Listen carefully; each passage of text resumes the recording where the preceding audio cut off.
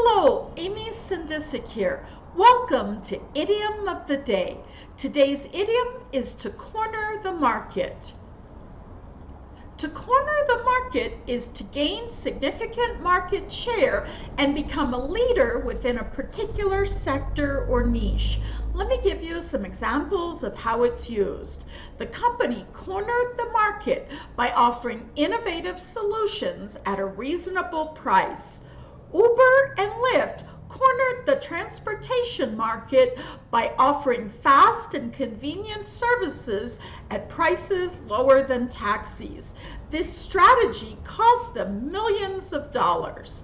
Today's idiom is to corner the market, to gain significant market share and become a leader within a particular sector or niche. Sometimes it also involves driving your competitors out of the market, such as was done to the taxis by Uber and Lyft.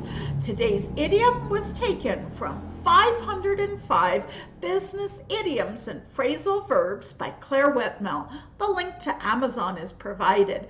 Please visit me at businessenglish123.com. Thank you.